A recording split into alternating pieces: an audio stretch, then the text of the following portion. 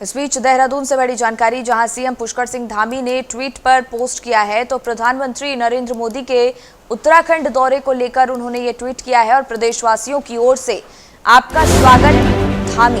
तो देवभूमि आगमन पर स्वागत, अभिनंदन करता हूं सीएम पुष्कर सिंह धामी की तरफ से, ये सभी बातें उनके ट्वीट में लिखी गई हैं।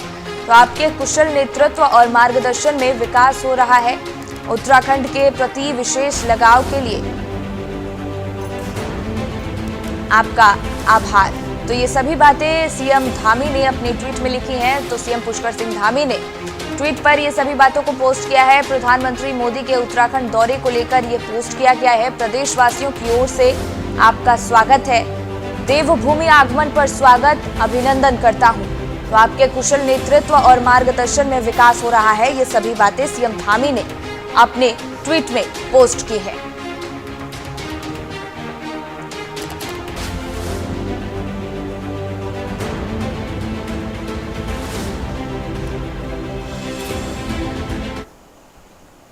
और सीधा आपको जागेश्वर लिए चलते हैं, जहां प्रधानमंत्री नरेंद्र मोदी पहुंचे हुए हैं। सीधी तस्वीरें आपके सामने। तो जागेश्वर से ये सीधी तस्वीरें आपके सामने, जहां प्रधानमंत्री नरेंद्र मोदी जागेश्वर धाम पहुंचे हुए हैं। यहां पहुंचकर वो पूजा अर्चना कर रहे हैं। तो तस्वीरें आपके सामने जागेश्वर से। तो जागेश्वर धाम पहुंचे हैं प्रधानमंत्री नरेंद्र मोदी और जागेश्वर धाम में वो पूजा अर्चना कर रहे हैं। इस दौरान सूबे के मुख्यमंत्री पुष्कर सिंह धामी भी वहां मौजूद रहे। तस्वीरें जागेश्वर से आपके सामने।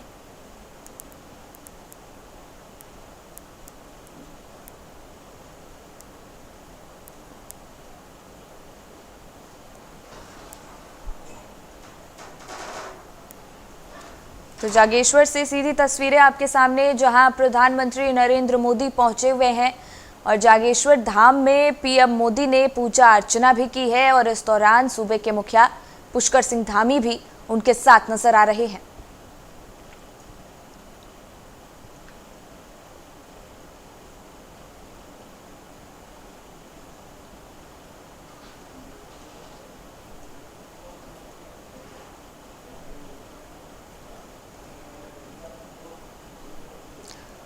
तो प्रधानमंत्री नरेंद्र मोदी जागेश्वर पहुंच चुके हैं और तस्वीरें लगातार आपकी टीवी स्क्रीन पर। आपको बता दें कि इससे पहले प्रधानमंत्री नरेंद्र मोदी ने भारतीय सीमा से सटे गुंजी गांव में लोगों से मुलाकात की है और छोटे छोटे बच्चों से लेकर महिलाओं तक पीएम मोदी ने बातचीत की। इस दौरान एक बुजुर्ग महिला ने पीएम मोदी के सिर पर भी हाथ फेरा और उनको आशीर्वाद दिया। गौरतलब है कि पीएम मोदी ने सोशल मीडिया प्लेटफॉर्म्स पर इनकी तस्वीरें साझा की हैं।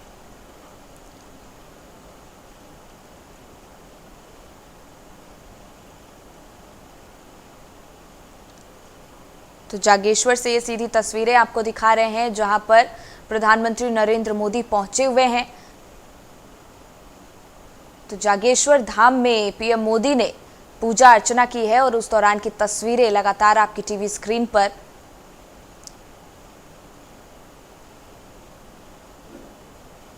आपको बता दें कि इस दौरान सूबे के मुखिया पुष्कर सिंह धामी भी मुख्यमंत्री प्रधानमंत्री नरेंद्र मोदी के साथ नजर आए।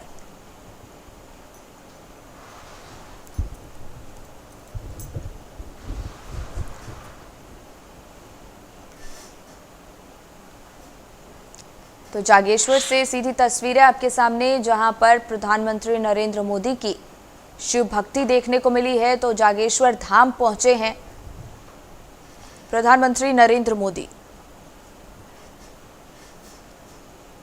जब उन्होंने जागेश्वर धाम में पहुंचकर पूजा अर्चना की है और इस दौरान सूबे के मुखिया पुष्कर सिंह धामी भी उनके साथ नजर आए हैं। तो तस्वीरें लगातार जागेश्वर से आपकी टीवी स्क्रीन पर, जब प्रधानमंत्री नरेंद्र मोदी जागेश्वर धाम में पूजा अर्चना कर रहे हैं।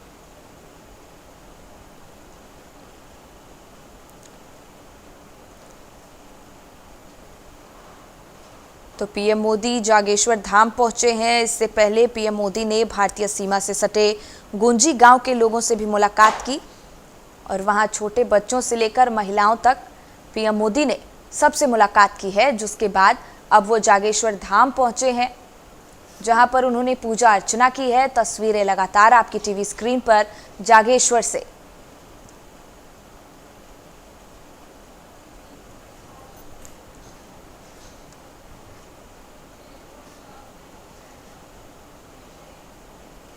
आगे बढ़ेंगे, जहां रुड़की जल संस्थान रुड़की ने पानी का बिल जमा न करने पर 1343 उपभोक्ताओं को आरसी जारी कर दी है, जिसमें सरकारी विभाग भी शामिल हैं। वहीं इन उपभोक्ताओं पर 40,000 से 3 लाख तक पानी का बिल बकाया है, जो कि 14 करोड़ रुपए लगभग है। बता दें कि रुड़की निगम क्षेत्र में 16,000 कनेक्शन हैं और जल संस्थान का कुल 24 करोड़ रुपए बकाया है, जिसमें जल संस्थान का 2023 से 24 का वसूली का टारगेट 7.5 करोड़ रुपए का है, जिसमें अब तक 1.25 करोड़ रुपए इकट्ठा कर लिए गए हैं। तो रुड़की से जानकारी, जहां बिल न जमा करने पर बिजली कनेक्शन काटे जाएंगे। जो जल संस्थान रुड़की के हमारे जो टोटल पेयजल उपभोक्ता हैं वो लगभग 16,000 हैं और लगभग इन पे 24 करोड़ का हमारा पूरा बकाया है। उन 24 करोड़ में से लगभग हमें जो टारगेट मिला है साल का इकट्ठा करने का वर्ष 2023-24 का, वो हमें मिला है लगभग 7.5 करोड़। और हमने उन 7.5 करोड़ इकट्ठा करने के लिए लगभग 1343 उपभोक्ताओं की लगभग 14 करोड़ की तो आरसी काटी हैं, जिनमें सरकारी विभाग भी हैं, जिसमें क्या बोलते हैं सिंचाई विभाग भी है और अपना देवबंद समांतर शाखा यूपी इरीगेशंस भी है और पीडब्ल्यूडी भी है, यूपी सील भी है। काफ़ी डिपार्टमेंट्स की आरसी काटी है और आरसी जो हमने काटी है वो 40,000 रुपये से लेकर लगभग 3 लाख रुपए तक की काटी है और वो तहसील के माध्यम से हम वसूलने का पूरा प्रयास कर रहे हैं। और अमीन साहब को हमने जो डीएम कार्यालय में आरसी भेजी थी वो अप्रैल माह में भेजी थी, जो अभी प्राप्त हुई हैं तहसील ऑफिस में। और हमारी 8 टीम लगी हैं रुड़की जल विभाग की, जो घर घर जाकर वैसा वसूलने के लिए प्रयास कर रही हैं। तो 7.5 करोड़ इकट्ठे करने हैं, लगभग अब तक 1.25 करोड़ रुपये इकट्ठा हो पाया, 5.5 करोड़ रुपये अब तक हमें और इकट्ठा कर रहे हैं और आगामी 6 माह का उससे भी कम समय बचा है, तो पूरे प्रयास किए जाएंगे। तो रुड़की से जानकारी, जहां पानी का बिल जमा न करने पर आरसी जारी कर दी गई है। वहीं रुद्रप्रयाग में तीनों धामों के कपाट बंद होने की तिथि घोषित की जाएगी। तो पर्वतराज हिमालय की गोद में बसे भगवान केदारनाथ, द्वितीय केदार भगवान मदमहेश्वर और तृतीय केदार भगवान तुंगनाथ धामों के कपाट बंद होने की तिथि आगामी 24 अक्टूबर को घोषित की जाएगी। तो विजयदशमी पर्व पर शीतकालीन गद्दी स्थलों में पंचांग गणना के अनुसार तिथि घोषित की जाएगी। तो तीनों धामों के कपाट बंद होने हैं। रुद्रप्रयाग से बड़ी जानकारी, जहां कपाट बंद होने की तिथि घोषित हो जाएगी।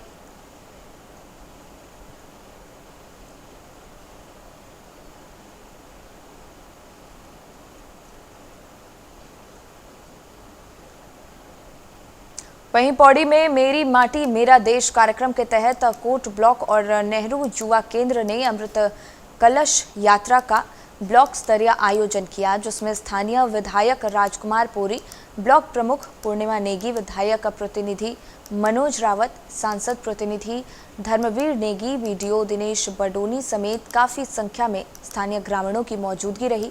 बता दें कि पारंपरिक वाद्य यंत्रों के साथ सम्मानपूर्वक निकाली गई कलश यात्रा को विधायक ने गौरव का क्षण बताया। उन्होंने बताया कि मेरी माटी मेरा देश कार्यक्रम के तहत अमृत कलश में हर घर से मिट्टी एकत्र की गई थी। अब ब्लॉक स्तर पर अमृत कलश एकत्र की जा रहे हैं। तो विधायक ने ये सारी बातें कही हैं। अमृत कलश यात्रा का आयोजन किया गया है। पौड़ी से ये जानकारी आपको दे रहे हैं, जहां वाद्य यंत्रों के साथ ये यात्रा निकाली गई।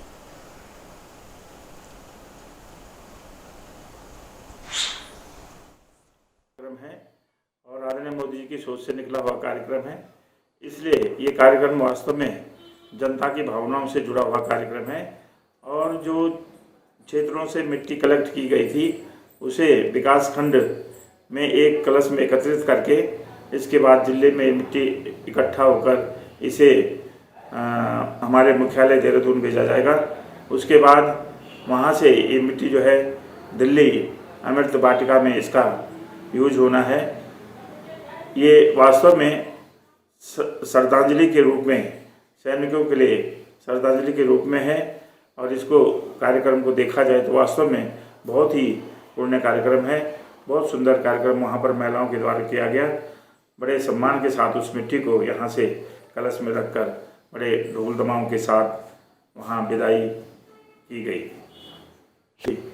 आदरणीय मोदी जी का जो सपना था और उन्होंने घोषणा की थी कि आने वाला जो दशक है, ये जो अभी चल रहा है, ये उत्तराखंड का दशक होगा और उन्होंने इस महीने में अपनी बात को साबित किया कि उत्तराखंड में हमारा सैन्य धाम बन रहा है, जिसे हम 5वें धाम के नाम से जानेंगे। और ये हमारे उत्तराखंड में प्रत्येक परिवार में सैनिक पाए जाते हैं, सैनिक होते हैं। तो निश्चित रूप से उन सैनिकों के लिए ये सम्मान की बात है कि उत्तराखंड में सैन्य धाम बन रहा है। ये बड़ा खुशी का और उत्साह का। तो अमृत कलश यात्रा का आयोजन किया गया है। पौड़ी से ये जानकारी आपको दे रहे हैं, जहां वाद्य यंत्रों के साथ ये कलश यात्रा निकाली गई है। तो विधायक ने कलश यात्रा को गौरव का क्षण बताया है। पौड़ी से ये जानकारी आपके सामने। हल्द्वानी से खबर है, जहां त्योहारी सीजन के मद्देनजर अब प्रशासन जल्द ही अतिक्रमण हटाओ अभियान चलाने जा रहा है। यहां इस बार प्रशासन को व्यापार मंडल का भी समर्थन मिल रहा है।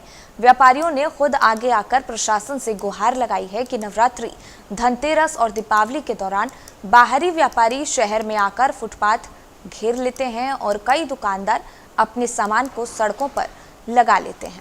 इस वजह से न सिर्फ बाजार में जाम की स्थिति पैदा होती है, बल्कि बाजार में खरीदारी करने आने वाले लोगों को भी भारी परेशानियों का सामना करना पड़ता है। इसलिए व्यापारियों ने स्वयं सिटी मजिस्ट्रेट से मिलकर नवरात्रि से ही अतिक्रमण को लेकर अभियान चलाने की मांग की है।